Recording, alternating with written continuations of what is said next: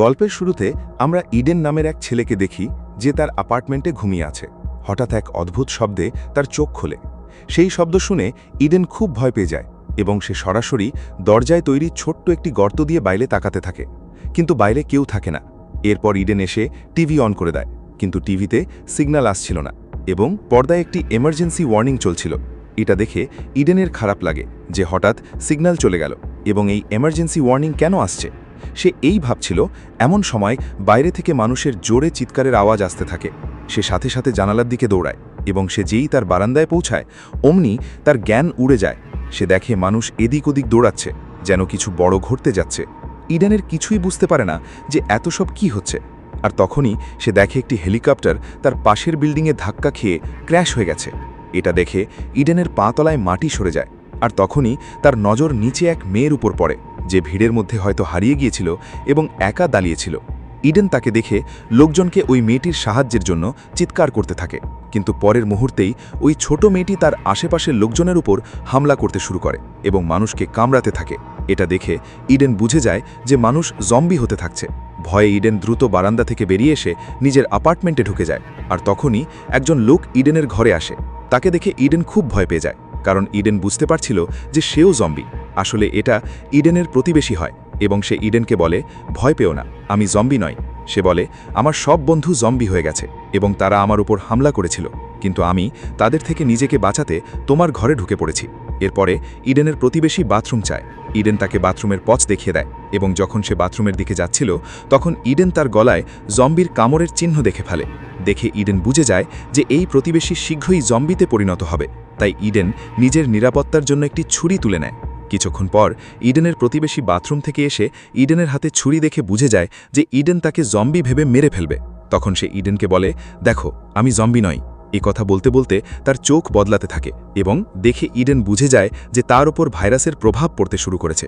তখন ইডেন তার প্রতিবেশীকে বলে, আমার ঘর থেকে বেরো, নইলে আমি তোমাকে মেরে ফেলব। এখন না চাইলেও ইডেনের প্রতিবেশী তার ঘর থেকে বেরিয়ে যায়। যখন ইডেন দরজার গর্ত দিয়ে দেখে তখন সেখানে থাকা জম্বিগুলো ইডেনের প্রতিবেশীর উপর পড়ে। এটা দেখে ইডেন খুব ভয় পেয়ে যায় এবং সে দ্রুত দরজাটি ভালোভাবে লক করে দেয়। কিছুক্ষণ পর যখন কিছুটা শান্তি হয় তখন সে নিউজ রিপোর্ট শোনে, যা এই সংক্রমণ সম্পর্কে বলছে। রিপোর্টার জানায় যে এই ভাইরাস পুরো শহরে ছড়িয়ে পড়েছে, তাই যিনি এই ভাইরাসে আক্রান্ত হননি তার উচিত বাইরে একেবারেই না বেরোনো এবং নিজের বাড়ির সব জানালা দরজা বন্ধ করে নিজের ঘরেই থাকা। এখানে ইডেন তার পরিবারকে ফোন করার চেষ্টা করে, কিন্তু সব লাইন ব্যস্ত থাকে। যখন সে তার মেসেজ বক্স চেক করে তখন সে তার পেরেন্টসের কিছু মেসেজ পায়। ইডেনের পেরেন্টস মেসেজে লিখেছিল যে সারা শহরে জম্বি ছড়িয়ে পড়েছে, যার কারণে তোমার কাছে আসতে আমাদের সময় লাগবে, তাই তুমি ঘর থেকে একেবারেই বেরিও না এবং আমাদের অপেক্ষা করো। এভাবে সন্ধে হয়ে যায়। ইডেন তার বারান্দায় বসে বাইরের দৃশ্য দেখতে থাকে। বাইরে পুরো শহর জনশূন্য হয়ে গিয়েছিল এবং সব জায়গায় আগুন লেগেছিল। এত সব দেখে ইডেন পুরোপুরি ভেঙে পড়ে এবং সে ভাবতে থাকে এমন অবস্থায় সে একা কিভাবে বেঁচে থাকবে। এখন ইডেন এই কঠিন পরিস্থিতিতে বাঁচার জন্য তার পুরো অ্যাপার্টমেন্টে ছোট ছোট মোটিভেশনাল নোট লাগিয়ে দেয়, যাতে এই নোটগুলো দেখে তার সাহস আসে এবং সে আয়নায় ডে 1 লিখে দেয়। ইডেন জেনে যায় যে এই ভাইরাস অনেক মাস পর্যন্ত চলতে পারে, তাই সে এই কঠিন পরিস্থিতিতে ঘরে নিজের জন্য একটি সেফ জায়গা বানিয়ে নেয়, যাতে সে আসন্ন প্রতিটি বিপদের জন্য প্রস্তুত থাকে। এভাবে দিন কাটতে থাকে এবং 1 সপ্তাহ পার হয়ে যায়। রাতে সে তার ল্যাপটপে নিজের একটা ভিডিও রেকর্ড করে, যাতে সে জানায় যে এই বন্ধ অ্যাপার্টমেন্টে তার দিনগুলো কেমন কাটছে। পাশাপাশি সে তার পেরেন্টসকেও ফোন করার চেষ্টা করে, কিন্তু মোবাইলের সিগন্যাল কাজ করছিল না। সময়ের সাথে সাথে ইডেন একাকিত্ব অনুভব করতে থাকে এবং একদিন যখন সে জানতে পারে যে তার কোনো কলেই পানি আসছে না, দেখে সে খুবই দুশ্চিন্তাগ্রস্ত হয়ে পড়ে এবং তার ওপর ইডেনের কাছে খাবারও অনেক কম বাকি ছিল, তাই সে সামান্য খাবার খেয়ে দিন চালাতে থাকে। ইডেন জম্বিদের ঘেরা শহরের মাঝে একা আটকা পড়েছিল। বাইরের দুনিয়ায় কি চলছে সে সম্পর্কে তার কিছুই জানা ছিল না। একদিন ইডেন ল্যাপটপে কিছু দেখার সময় হঠাৎ কারো পদচ্ছপ শুনতে পায়। সে দ্রুত নিজের নিরাপত্তার জন্য একটি বেসবল ব্যাট নিয়ে নেয় এবং তখনই আমরা দেখি ছাদে তৈরি ভেন্টিলেশনের রাস্তা দিয়ে একটি আক্রান্ত মেয়ে ইডেনের অ্যাপার্টমেন্টে লাফিয়ে পড়ে। এখানে ইডেন সাথে সাথেই লুকিয়ে পড়ে এবং যখন সেই মেয়েটি ধীরে ধীরে তার দিকে বাড়তে থাকে তখন ইডেন সুযোগ দেখে পেছন থেকে ওই মেয়েটির মাথায় আঘাত করে, যাতে ওখানেই তার মৃত্যু হয়ে যায়।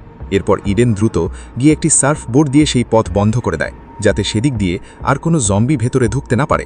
এভাবে দিন কাটে এবং ইডেন কষ্টে শিষ্টে বেঁচে থাকার লড়াই করতে থাকে। একদিন যখন সে তার আরেকটা রেকর্ডিং করছিল তখন সে তার ফোনের আওয়াজ শুনতে পায়। সে দ্রুত ফোন উঠিয়ে নেয় এবং দেখে তার মায়ের একটি ভয়েস মেসেজ এসেছে। তার মা জানায় যে আমরা শহরের অনেক কাছে চলে এসেছি এবং আর কয়েক ঘন্টার মধ্যেই তোমার কাছে পৌঁছাবো। ইডেনের মা তার কথা শেষ করার আগেই হঠাৎ কয়েকজন আক্রান্ত লোক তাদের ঘিরে ফেলে। ইডেন ভয়েস মেসেজের শেষ কয়েক সেকেন্ডে তার মা বাবার চিৎকার শুনতে পায় এবং তারপর মেসেজ বন্ধ হয়ে যায়। সব শুনে ইডেন বুঝতে পারে যে তার পেরেন্টস এখন মারা গেছে। ইডেন খুব কান্না করতে থাকে, কারণ তার বেঁচে থাকার আর কোনো কারণ ছিল না। সে একটি বেসবল ব্যাট তুলে এখান থেকে পালানোর প্ল্যান করে। ঘর থেকে বেরোতেই সে অনেক আক্রান্ত লোক দেখতে পায়। তখনই তার নজর তার প্রতিবেশীর উপর পড়ে, যে এখনও বেঁচে ছিল, কিন্তু সে খুব খারাপভাবে আহত ছিল, যার কারণে সে ইডেনের উপর হামলা করতে পারছিল না।